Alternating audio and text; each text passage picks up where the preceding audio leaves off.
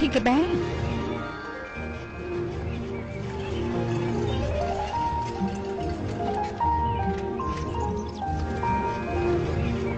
អរគុណព្រះជាម្ចាស់យើងនៅទីនេះ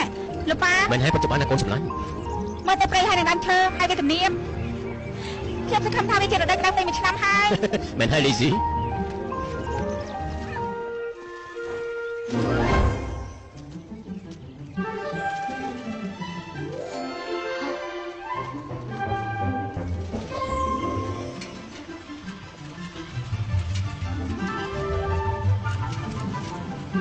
ធីកបែអញធ្វើស្អីនៅទីនេះ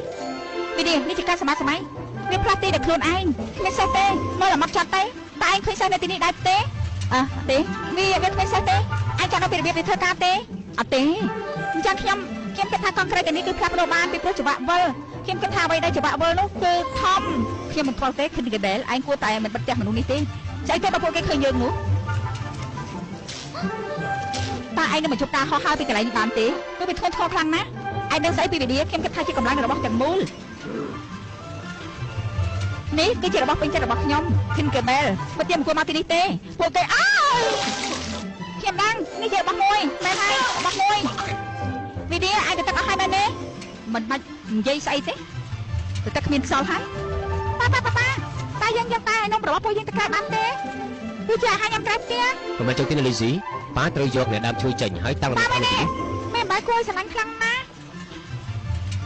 សម្ដីរបស់ខ្ញុំពិតជាមានធ្វើឲ្យគេភ្ញាក់ផ្អើលទាំងស្រុងពិតមែនអស្ចារ្យណាស់វាពិតជាស្អាតមែនវាជាប្រភេទមេបាយស្អីទៅណោះមិនហើយតែគាត់ពីសម្បកខាងក្រៅណាវាគឺជាផ្នែកមួយយ៉ាងច្បាស់លាស់ប៉ុន្តែស្លាបទាំងពីរវាមានគំរូខុសប្លែកពីគ្នាប៉ុន្តែមិនអាចទៅរួចនោះទេគាត់ជឿប៉ាទៅណាខ្ញុំជឿថានេះជាវិធីដែលទេពធីតាសម្រាប់ចិត្តគូវាពិតមែនហើយលីស៊ីទេពធីតាមិនគួរណាមានស្លាប់មេអំបៅនោះទេព្រោះគាត់ដឹងទេទេពធីតាគឺមិនពិតនោះទេណាកូនស្រីបាទប៉ុន្តែពួកគេពិតជាមានផុសតាគឺនៅទីនេះគំនូរពួកគេស្រក់តាមែនណាកូនសម្លាញ់មនុស្សជឿតាមសមហេតុផលណានៅក្នុងទេពធីតាខ្លាចជាភ្លីទាំងអស់ហ្នឹងតែឯងកំពុងធ្វើស្អីហ្នឹងសត្វដង្កូវនាងត្រូវតែមាននៅក្នុងវាលទំនាបវាទំនាបឯងប៉ាចាប់សិន